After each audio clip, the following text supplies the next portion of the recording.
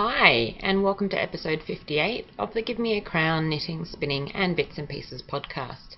Today is Monday the 14th of November 2016, and my name's Nina, also known as Give Me a Crown on Ravelry, Instagram, Pinterest, and it's also the name of my Etsy shop. I'm coming to you from the central west of New South Wales in Australia, and it's lovely to have your company. This week I'm going to have a kind of finished object, some works in progress with knitting, as well as some acquisitions, and also there's a little bit of a surprise at the end because the channel has now gone over 500 subscribers, which is very exciting, so thank you to all the new subscribers out there. No spinning this week, but hopefully next episode I will have some more spinning again. I am most likely not going to have a podcast episode next week. I need to go to Sydney for a couple of days, so if I can squeeze one in I will, but don't be alarmed if I don't appear in your YouTube feeds next week. So on with the projects, and this is my finished object. Isn't it wonderful? I was watching the Grocery Girls podcast yesterday and they were making little ornaments, and I had the urge to cast on a little sock. I've been meaning to make a little sock for a bit over a year I think now, because I saw somebody in the Give Me a Crown Ravelry group who had made some little socks out of some yarn that I sent them, and I thought they were adorable, so I finally got around to it. It's a slightly odd proportioned sock. The leg is pretty wide in comparison to the length of the foot, but that's okay. I think if that gets hung up somewhere, I don't think it really matters that it's a little bit of a strange foot. I've used some of my own hand-dyed yarns, little experiments that I did, so I think it turned out pretty well. And I knit these with some short DPNs or double pointed needles, which I received in the mail last week, so I'll show those in a little bit for another project that I've been working on. But that's my finished object. It doesn't need a buddy, does it? No, I think that's going to be fine. And I did a little crochet hook chain so that I can hang it up. I probably should have left the yarn tail from my cast on a little bit longer, so I could have done a longer loop, but that'll do for now. But I think there might be some more little mini finished objects in future episodes, because that was a lot of fun to knit. It's just a very basic sock, but just with a much smaller number of stitches cast on, and it's even got a slip stitch heel on it. So that's that one, and it weighs only 4 grams, so if you have some minis lying around or leftovers from minis, then little socks definitely use up just a very small amount of yarn. With my works in progress, I have added a square onto my blanket, onto my sock yarn blanket, because I'm trying to add one in every week at the moment just to keep it growing. And so this is the square that I've added. It's one of my hand-dyed experiments, and it's the same yarn that I use for the top of the sock. So that's in there now, and I will keep trying to add in one square a week just to get it growing and try to get it finished by the 2-year anniversary of the blanket. I have also been working on my mum's mittens. So these are some fingerless mittens that she asked for that I showed last week. I had cast them on and I finished the first of the mittens. So it looks like that. And I'm just going to adjust my lighting because it seems just a little bit bright. Hold on. Okay, I think that's a little bit better now. It's not quite so blown out.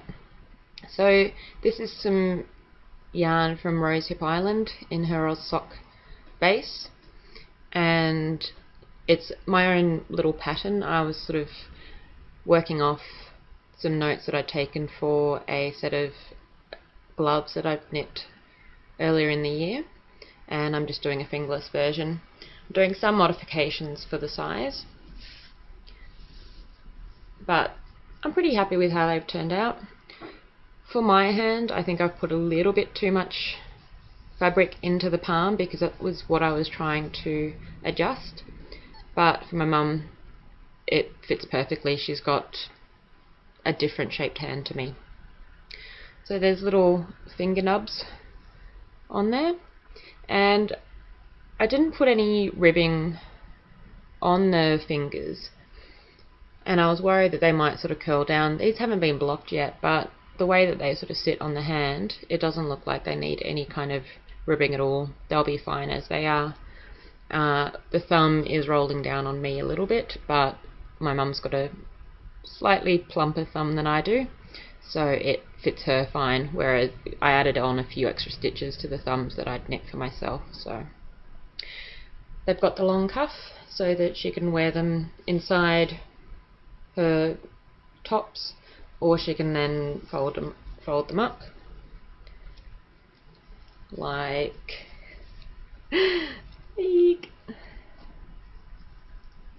like that. And I am working on the second one. So the second one hasn't grown too much yet. It's just a cuff at the moment, or part of a cuff. So I've got a fair bit to go, and I'm really loving working on this yarn.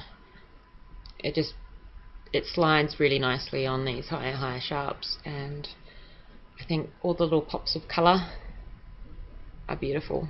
And the colourway is called Smarties in the Sea, and it definitely looks like somebody has dropped a bunch of Smarties, little lollies, in a puddle, and they're just making beautiful little rainbows of colour. So one of my acquisitions this week was these. So this is a set of mini double pointed needles.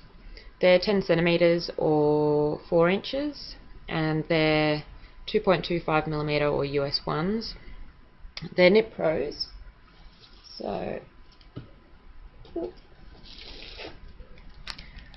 they're very shiny, but yeah, Knit Pro Novas. And I've had some Knit Pro Nova tips for my circulars before, and they felt kind of heavy and clunky, but at this size, I kind of like the weight that these have got in them. They're possibly heavier than my higher sharps, but for a short double pointed needle, it kind of helps, I think, to be able to feel the needle in your hand as you're working with it. I didn't know that Knit Pro did the short double pointed needles in metal. I'd previously ordered some in the symphony wood that I've used for toys and other small knits, and they were sort of larger size than these, so I needed to get the 2.25 millimeters. And they work great for knitting fingers and also the little sock that I knit. They take a little bit of getting used to using them. Depending on what sort of thing you're knitting, you kind of have to let them just do what they want, but sometimes sort of having the point in the palm seems to work to sort of manage and control the needles as they're working. So I like the fact that I got these. They turned up a lot quicker than I expected. I thought that I'd have to do at least one mitten with my 15 centimeter or 6 inch DPNs, but they turned up quickly. I ordered them from the UK, and I've forgotten the name of the shop, but I'll pop it in there. I've ordered needles from them before, and as much as I try to shop local as much as possible, I can't find anywhere in Australia that sells the short versions, so I've had to order them from the UK, and they have the sort of small parcel option, which makes it actually really cheap to order, and they're kind of quick, so they're a lot of fun to use, and I'm glad to have them now in my little needle collection. So those little mittens are going on. I might have them finished. Actually, I should have them finished for the next episode if I don't podcast next week. but it's going to be a bit of a busy week, so if I do podcast next week, then it might be the following week. I have also been working on my Taskutaki cardigan.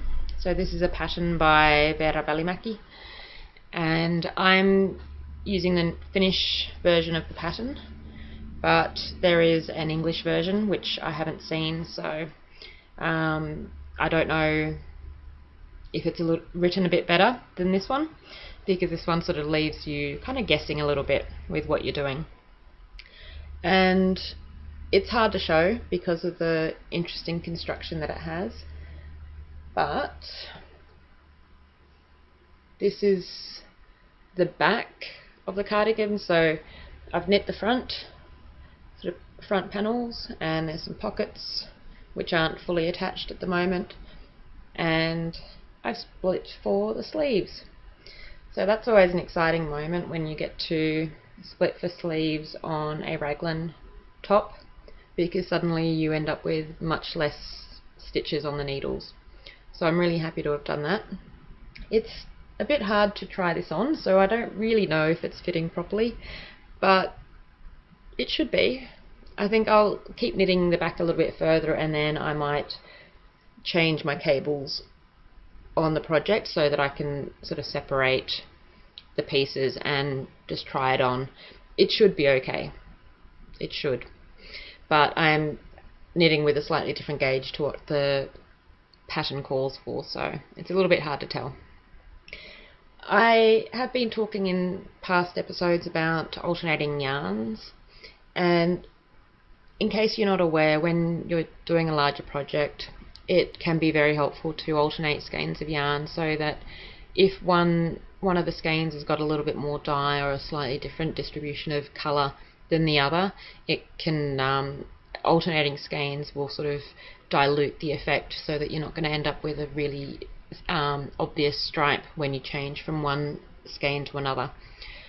It can happen with indie dyed yarns, and it can also happen with mass manufactured yarns. So especially if the batch numbers are different, that's definitely something that you want to look for, and also it can just happen within a batch itself depending on how the yarns have been dyed.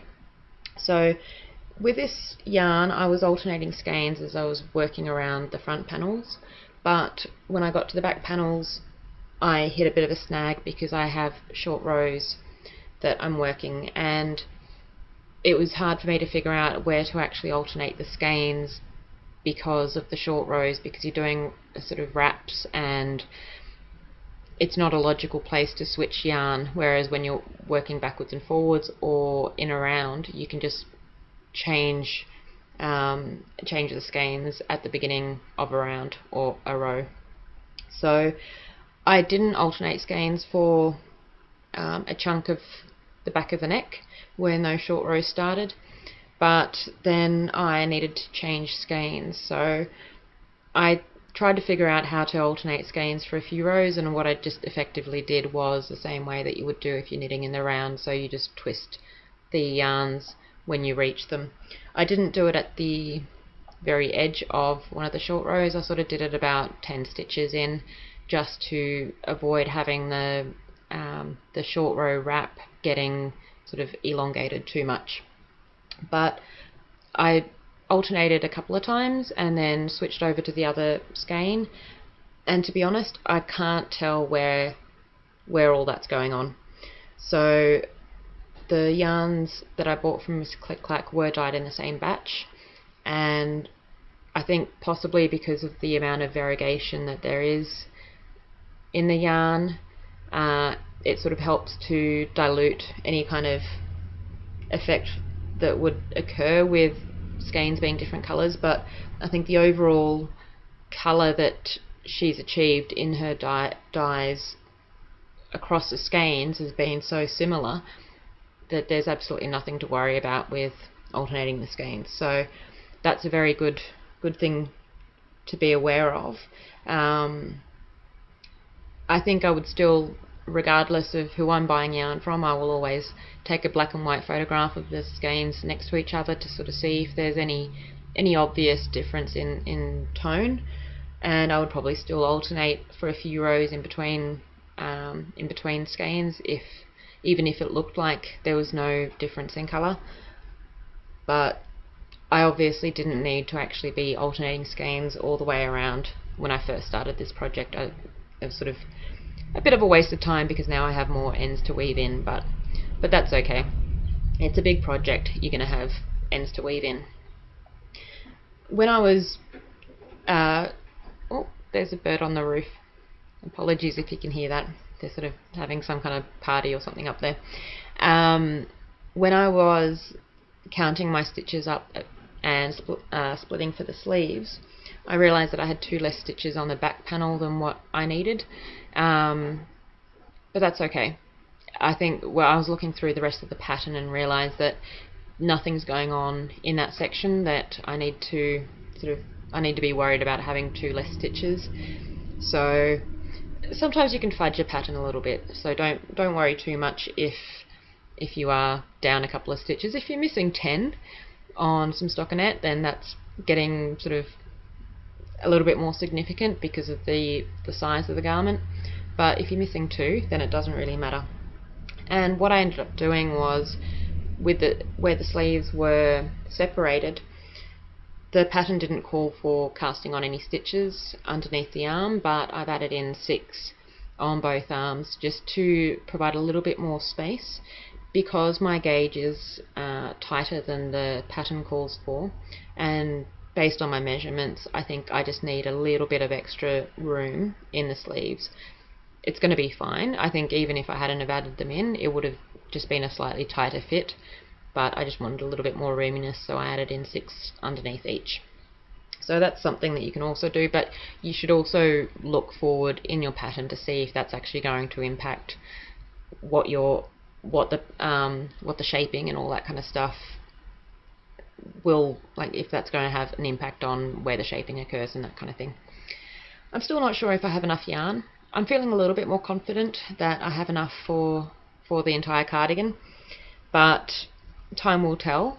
And one of the things that I've been thinking about is that I could actually end up doing a slightly shorter sleeve version. So I think the sleeves go sort of 3/4 length, but I could do sort of a slightly shorter one because it's the sort of cardigan that I'm going to wear over the top of a long sleeve shirt, and I'll probably be wearing it next winter while I'm sewing, and I don't like sleeves getting in the way while I'm sewing, so having a slightly shorter sleeve doesn't really bother me. But I might end up adding another colour in or something if I do run out and I want longer sleeves.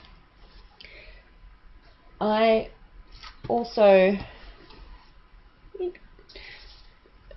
posted on Instagram last week that I had found some highlighter tape at Officeworks, which is a stationery store here in Australia, and I wasn't sure if it was going to be a good highlighter tape for highlighting patterns, because there is one brand, and I can't for the life of me think what it is, that sells a kind of thin highlighter tape, and quite a few knitters use it for marking off where their patterns, how their patterns are going.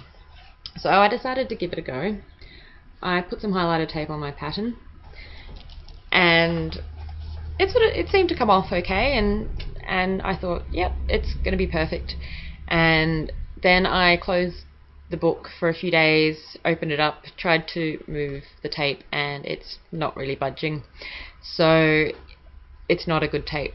If you've seen my Instagram pic, then please don't assume that it's going to work for you. But there was a good suggestion that if you have a printed pattern and you put it in a plastic sleeve, then you can use the highlighter tape on the plastic sleeve and move it around on the plastic sleeve, so it's not going to get as attached as it will to paper. So yep, hopefully no one's gone and put it on their best pattern. I mean, I'm going to have that little highlighter tape in my book now forever, but that's okay. I can live with that.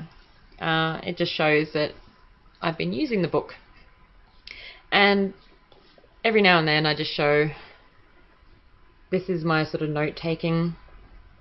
It's very scruffy little note taking, but it's how I calculate sort of how many things I've done, how many repeats and what have you. So it's not a beautiful knitting journal that some people use, but it works for me.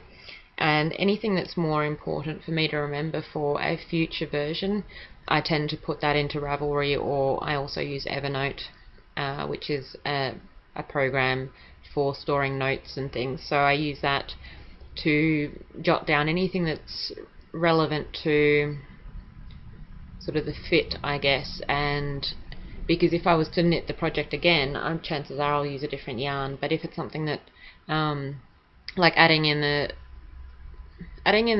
stitches underneath the arm is probably not relevant depending on the yarn I'm using, but it's also based on some of the notes that I've been reading on this particular cardigan on Ravelry that people have had issues with the sleeve size. So I thought I'd jot that down in my Ravelry notes as I go, so that next time if I knit it again, I can refer back to it.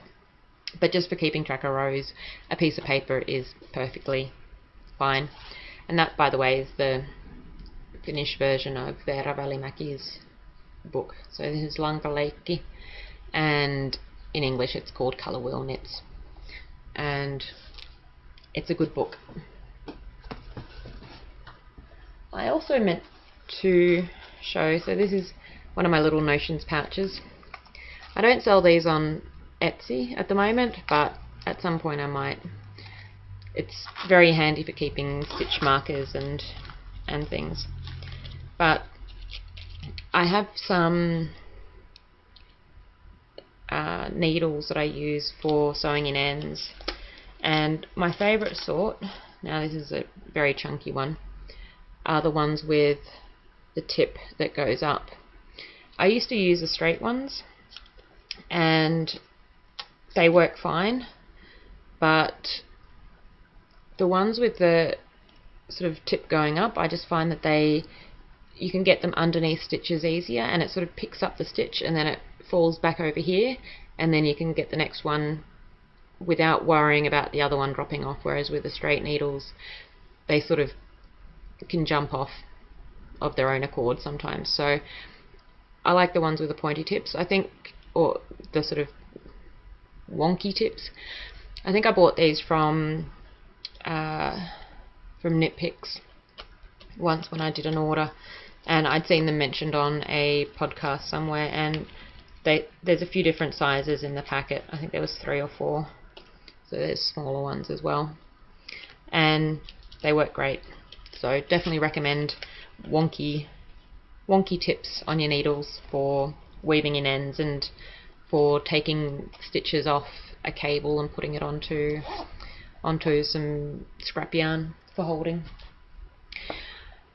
I think that's it for all my knitting, but I have some acquisitions.